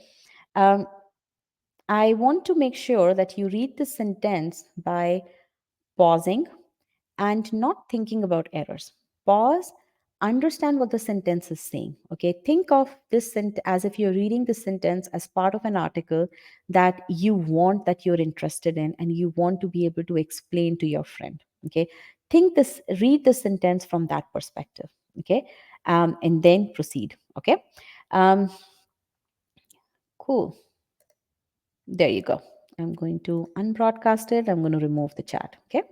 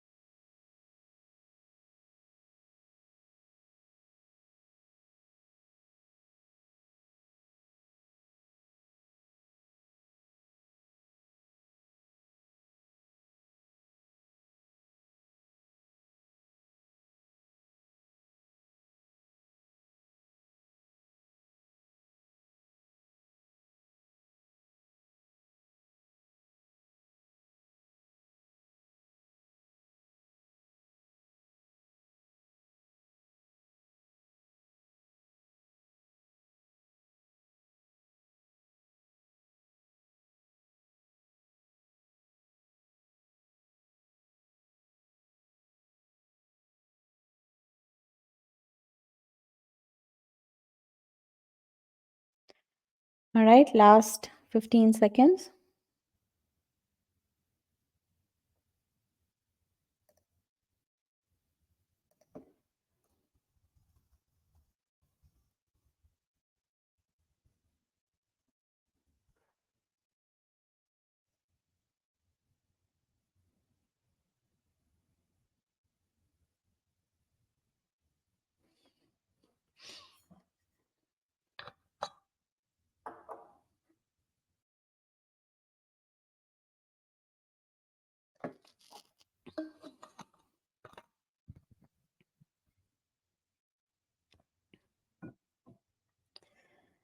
All right, I'm going to end the poll now.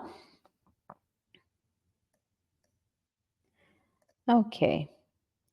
So, How did this sentence feel?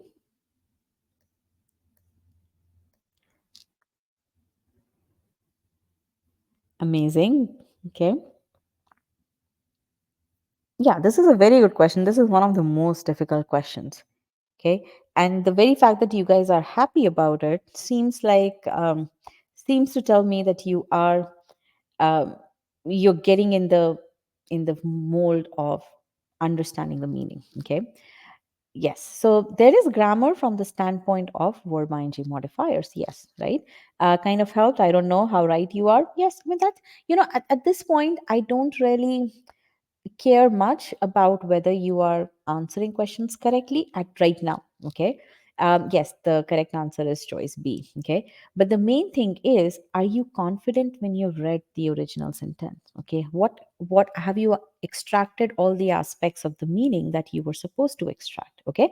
So I'm going to go through that now, and then I'm going to ask you, what is it that you were able to extract? Okay. So about 5 million acres in the United States have been invaded by leafy spurge. So when you read this part, and I want you to, so what I've done is all the alternate colored parts, those are the parts where I'm pausing. Okay. So when I'm pausing, I'm and then understanding what is the sentence trying to tell me. About 5 million acres of United States have been invaded by leafy spurge. So in your head, you should be thinking about huge, vast landscape that has been invaded by leafy spurge. By invaded means that it has been taken over by this leafy spurge. Now I don't know what spurge is, so but I know this you're talking about a plant because it is leafy, right? So by it has been taken over by some plant. That's the visualization that I have in my head. Okay.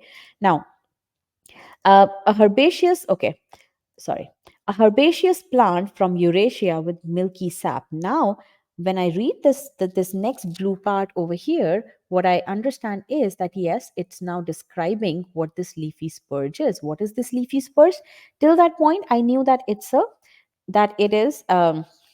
Sorry, I'm removing the chat right now. So I'll bring that back and then I'll comment on the meaning analysis there. So leafy spurge is a herbaceous plant with from Eurasia, from somewhere with milky sap. So this spurge has milky sap, right? Then I read this part that gives mouth sores to cattle. Now, what gives mouth sores to cattle? This milky sap, right? Now, what will it be okay for me to say that leafy spurge gives mouth sores to cattle? Will it be okay for me to say that? Yes, no? Just logically speaking, milky sap is part of the leafy spurge, right? Milky sap is what gives mouth sores. Now, can I say that leafy spurge gives mouth sores? I can say that, right? Because after all, milky sap is in the leafy spurge. So, in the context of this sentence, because the cattle is going to eat leafy spurge, it's going to get mouth sores, right? So, I can say that yes, leafy spurge will gives mouth sores to cattle. Okay. Displacing grasses, okay, and other cattle food, rendering rangeland worthless. Now this is where I have to think about, okay, displacing grasses and other cattle food. Now in my head I need to be thinking, what is displacing grasses and other cattle food? It's actually the leafy spurge, right? This thing that has invaded everything, that is what displaces that by invading this vast area, it actually displaces grasses and other cattle food, because as the cattle eat this leafy spurge, they basically get mouth sores, which means that now there is no cattle food, rendering rangeland worthless, right? So because now the cattle cannot eat this leafy spurge because of the mouth sores, that rangeland is worthless for cattle. Okay, so that is the overall meaning of the sentence. So, again, in your head, as you're reading the sentence, by breaking down the sentence into its individual components, which is by applying strategic pausing and sentence structure, you are now visualizing the meaning in your head. Okay, so you can see these pictures, these are just to basically get you going that, okay, there's a milky sap, cattle is eating it, it then gets these mouth sores, right? So, again, you're also asking these probe questions. Okay. Cattle eat leafy spurge, it has milky sap, cattle get mouth sores, and then let's see, right? And then that makes the rangeland worthless, right? So this is the entire meaning which you guys have to identify. And Shivangi, you're right in your meaning analysis. The sap does two things. Well, the sap does not displace grasses, okay? Um, it's the leafy spurs that has displaced the grasses because these leafy spurs cause mouth sores. But I think you have the right idea over here, okay? So good. The causal relationship over here is good because of the displacement and because the cattle cannot eat that food, the rangeland is worthless, okay?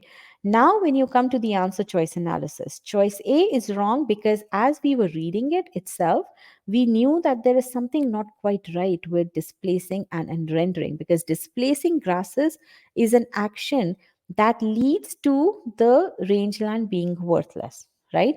So these two cannot be logically parallel. I'm talking about this one over here, and this one over here. These are not logically parallel, okay? So that's why this sentence is wrong. Now, choice B is absolutely correct. And what's happening in choice B? That gives, so leafy spurs, that gives mouth sores to cattle and displaces grasses and other cattle food. So essentially, here what has happened is that you have now, this is one over here and this is two, okay? So the leafy spurge gives mouth sores, leafy spurge displaces grasses and other cattle food, and these two things lead to the rangeland becoming worthless. Why? Because cattle don't eat that the leafy spurge, right? So that's why choice B is correct. Okay. Now, choice C is not correct. Why? Because again, so first of all, that gives mouth sores, and displacing these two are not parallel. If you consider these to be parallel elements. The other thing that you could consider is that having and displacing, if you thought that maybe having milky sap and displacing, if these two are parallel, then again that also doesn't make sense, because one thing is possession and the other thing is action. Having communicates the sense of possession, and displacing communicates the sense of action, and these two are not logically parallel, okay? So that is why this sentence is choice C is wrong. Now, Thibault is asking, would it be a grammar problem if there is no comma between Eurasia and milky sap? Let me go back and check that. One second. Hmm. Hmm. No, it won't be a grammar problem, because here, a herbaceous plant from Eurasia with milky sap, it will be talking about the leafy spurge only, right? So it's more of a, it depends on the author as to how they want to write this part. So no, this is not going to be an issue. Would it mean that milky sap is related to Eurasia and not the plant anymore? Not really. And again, that's where you have to understand that a herbaceous plant from Eurasia with milky sap, it doesn't make sense to say that that a place has milky sap, right? It's absolutely fine for milky sap to modify a little bit farther away noun, which is a herbaceous plant. That's absolutely fine, because it doesn't make sense for milky sap to refer to Eurasia. And as such, again, this is what I call as non-deterministic error. So Thibault, thank you for bringing for talking about this, because this is where you have to understand that GMAT is not about figuring out whether this is a non-deterministic error, okay? Because this is very stylistic, okay? If if this choice were wrong, then there will be other glaring deterministic errors. So you don't even have to go into the details of this, okay? Details of such aspects, okay? That is what I want you guys to not spend your time on, okay?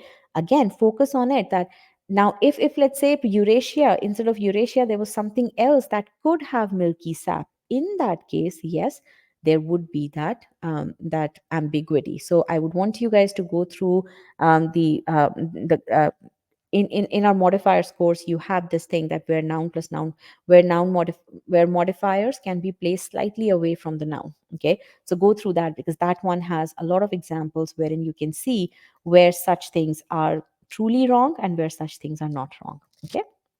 All right, let's come to choice D here. um, 5 million acres displaces and renders. Now this part is very much you have to again look at the sentence structure, right? So when you do the sentence structure for choice D, you see that the subject, 5 million acres, has verbs, displaces, and renders, and that is not correct. Okay.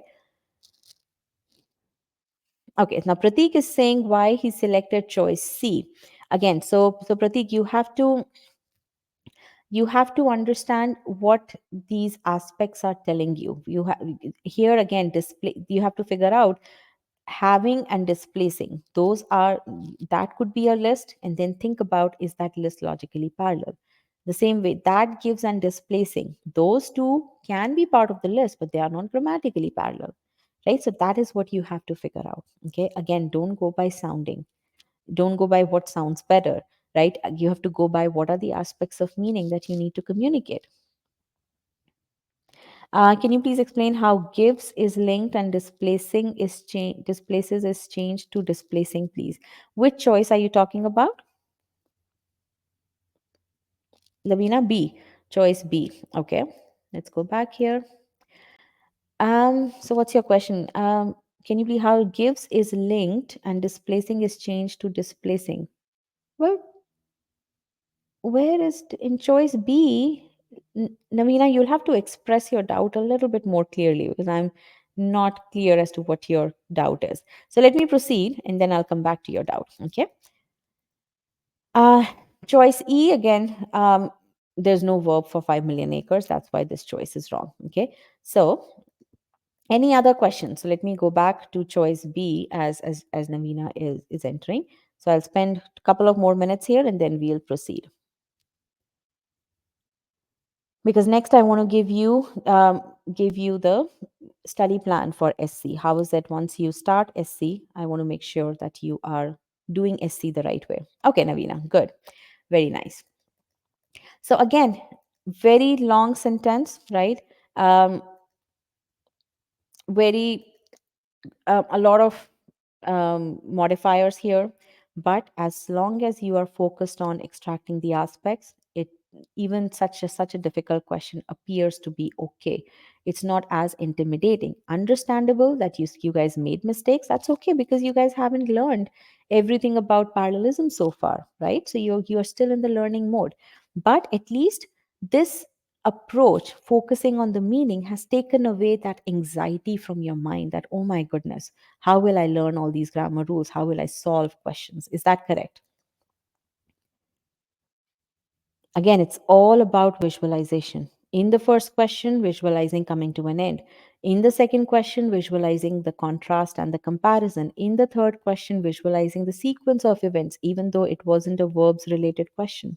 Okay, so it's all about understanding what the sentence is saying, and again, keep away from the long discussions, 6 pages long discussions on things which are inconsequential. Okay, so again, every time you get into that, ask that question. Will I be questioning that if it were a sentence in Economist, in New York Times, in Wall Street Journal? Okay. Granted, when you read those sentences there, you know that there is nothing grammatically wrong with those sentences, right? I understand that part. But what I'm saying is when you are doing step number 1 to understand the meaning, everything needs to be just about meaning. Okay, that's what I'm saying. And then when you do step number 2 to understand what does the sentence, has the author communicated that in appropriate manner, that's when you bring in only the deterministic errors, which means that only the errors that are discussed in the e-GMAT course. Okay, no more, no less.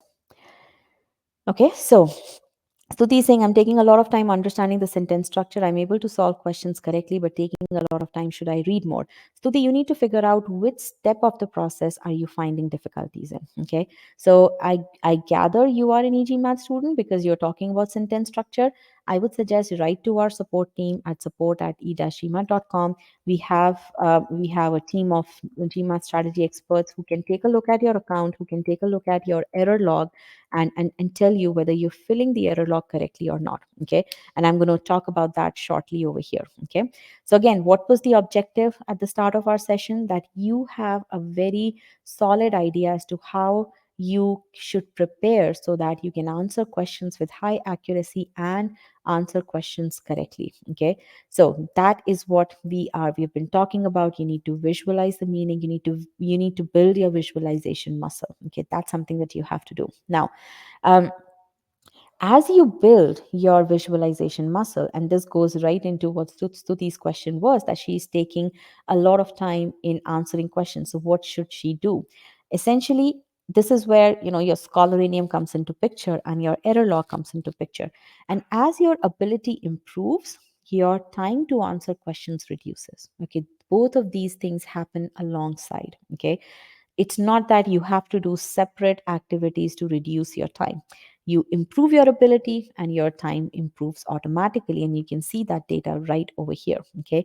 Now, how do you improve ability? You improve ability by utilizing the error log, by doing strategic review, which is part of your cementing module. So let me talk about let's start from the beginning and let's talk about what should the journey of a typical e-GMAT student look like. Okay, first you build your visualization skills while building utilizing sentence structure skill, and then you build your solid grammar concepts through the e-GMAT course. So we've already gone through the master comprehension. That's always the first step. Okay, you learn the sentence structure. You then also, not just so, as a rule of thumb, when you're building a comprehension muscle, don't just stick to doing comprehension when you're doing the SC course or the master comprehension course. Apply that when you're writing emails, when you're reading emails from your colleagues, when you're reading articles. Continue to apply that strategic pausing method on everything that you read, so that you make it a second nature for you. This is a very important habit that I want every GMAT student to apply. Okay, as you're going through this, it should not be that only those during those 2 hours or during the weekday when I'm learning from e-GMAT portal, am I going to apply that method? No, you need to be applying that all through the day, when as you're reading through different pieces of content. Okay, very very important. Okay, now when you go into the sentence structure course, that's where you learn the grammar aspect and you learn the process to solve questions. Very very important. We don't teach you all the concepts and then teach you the process to solve. Okay, we teach you basic set of concepts. We test you on whether you have gotten those concepts right or not, and then we basically, so as you see over here, we let me get my pen here. We teach you the concept here. Okay, then we test you on whether you have learned the concept or not, and then we teach you the application. Can you now apply these concepts on difficult SC questions? Okay, so you go through the application file, and then we see how have you learned properly or not.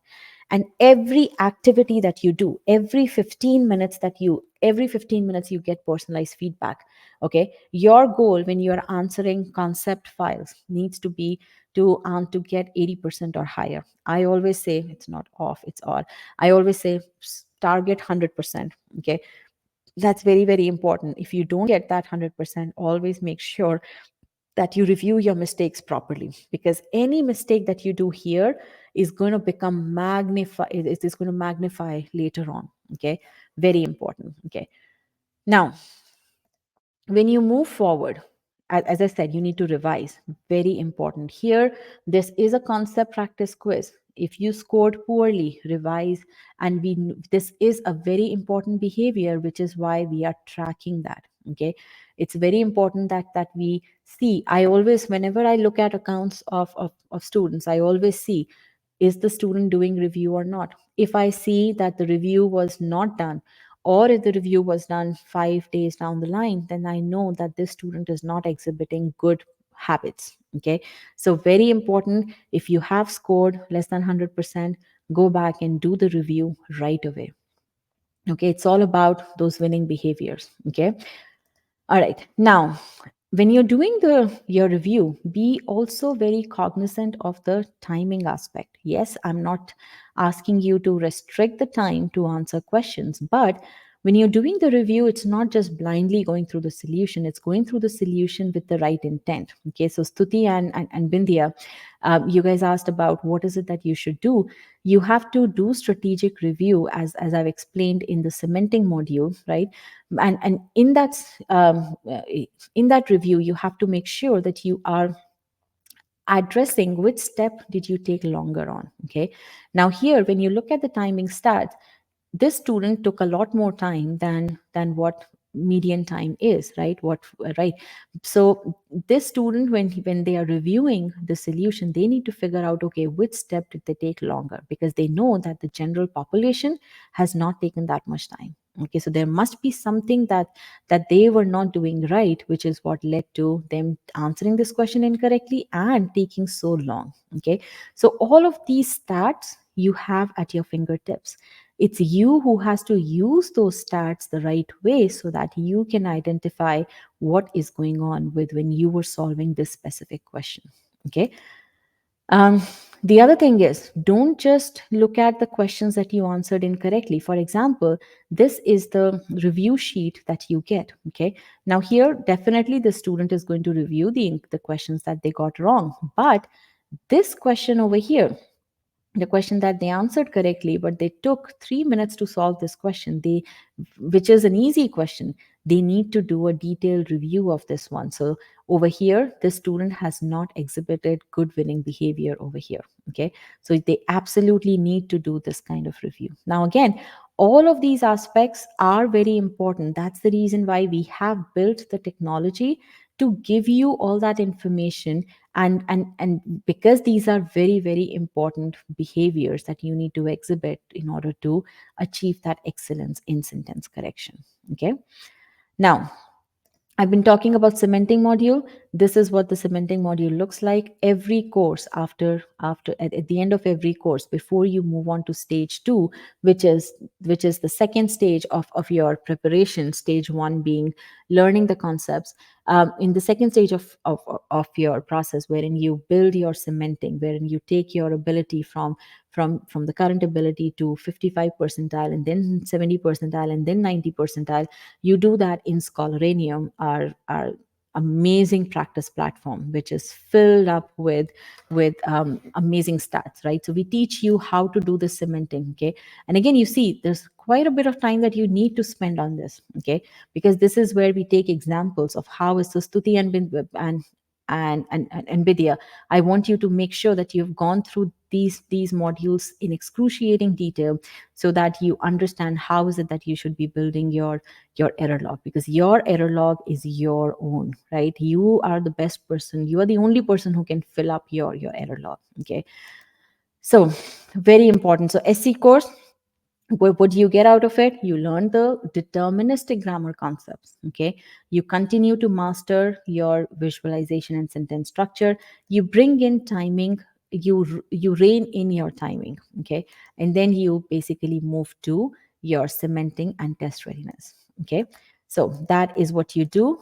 In Scholarium, again, I'm not going into the details right now, but if e-GMAT students have any questions, definitely reach out to us. I'm just going to be browsing through these charts over here, just so you guys know that these are very, very important charts that you should be using. Okay, cementing quizzes, we expect you to hit a certain threshold. I mean, we tell you metrics at each and every stage.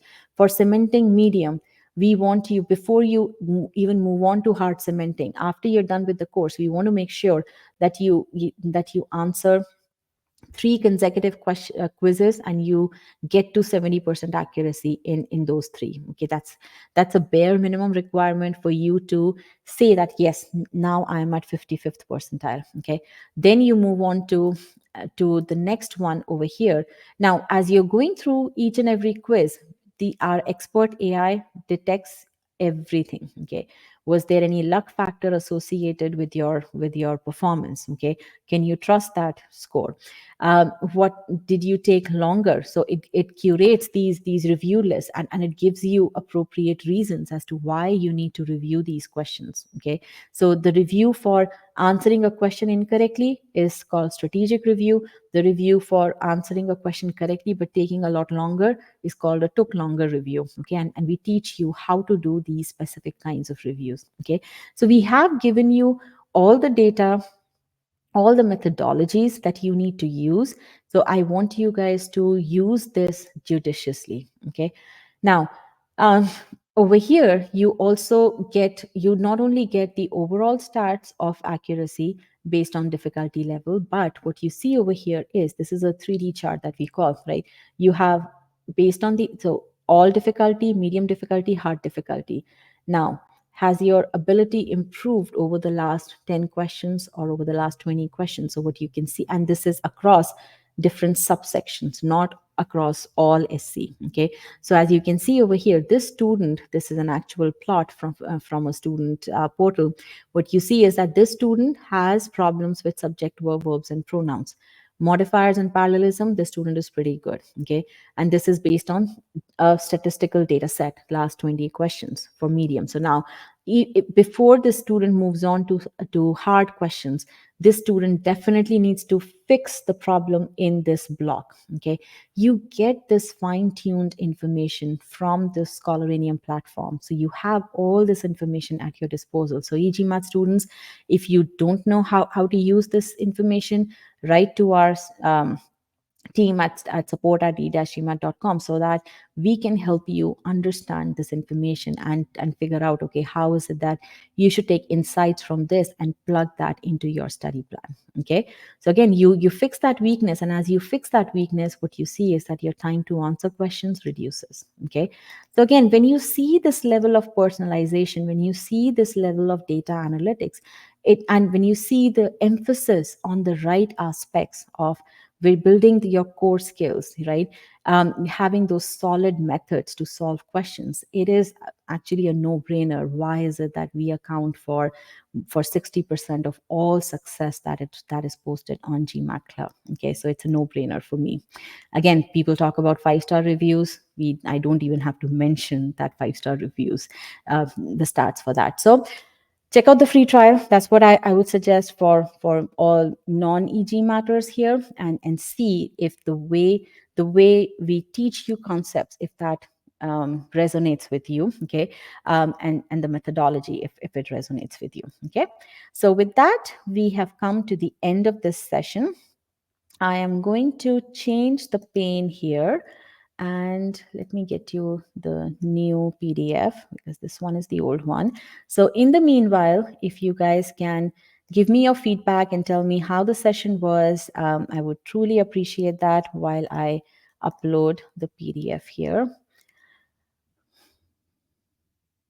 And if you want to connect with me on my LinkedIn, definitely do that. I have Rajat's LinkedIn here. Let me also bring in my LinkedIn account here. And while this is posting,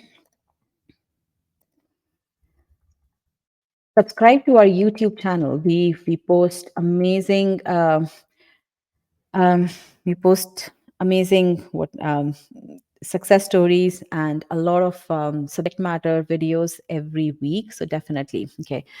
Thibault is saying, I'm so pressed by the dates. I don't think I have time to do cementing in order to be able to finish out. So Thibault, definitely write to our support team. Okay. Why? Because they will be able to look at your account and create your hyper specific study plan. Okay, maybe you don't need to do cementing if your target score isn't that high. Okay, or maybe you don't need to complete the entire quant section if your target score for quant is not that high. So again, you have to figure out how is it that you are utilizing the 5 different subsectional abilities to get to your target score. Okay, so definitely write to us so that we can help you out with that. I don't want you taking such decisions lightly. Okay, so definitely write to us. Okay, and let me just give you my LinkedIn account as well so that you can connect with me. I would love to connect with you.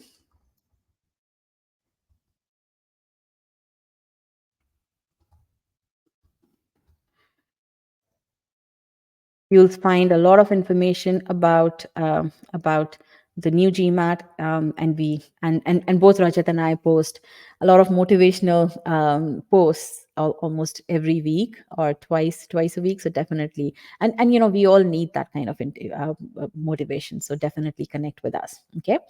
All right. I think that's about it. Let me see if there are any questions here. Thibault, you're asking round one, round two. Which one is better? It depends on which round allows you to put your best foot forward. Both are fine. Even round three is fine, but it all depends on whenever you submit your application, make sure that you are putting your best foot forward. The other thing that I strongly recommend is don't apply to your top schools as first initially. Okay, it takes a while to get in the groove of your application. So maybe so let's say if in your portfolio, if you have, let's say, 10 schools, and so I would say first apply to schools which are down in your list, so that you utilize that experience to hone in your application writing skills. Okay, so don't apply to the best school, or your highest or your top school in right in the beginning. Okay, round one, round two, both rounds are absolutely fine. Don't rush into round one if you're not ready. Okay, there is a reason why round two exists, there is a reason why round three exists. Okay. um We've already talked about.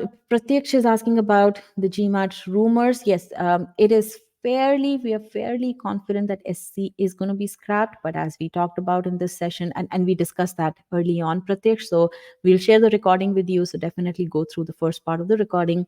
But even if SC for round one, it doesn't matter. You have to prepare for for the existing GMAT. For round two, also, nothing really changes much. Why? Because you anyway have to prepare for comprehension. So definitely focus on master comprehension course, so that you build your comprehension muscle before you move forward to CR and RC. Okay. I think that's about it. You guys have been a wonderful audience. It was amazing to conduct this webinar with you. Have an amazing weekend, and I will see you when I see you. I look forward to seeing you all on e-GMAT. Okay. Again, write to us so that we can help you get to your target score. That's what we eat, breathe, live by every day. Okay. All right. Bye bye. Thank you very much. Thank you, everyone, for that amazing feedback. Truly appreciate that.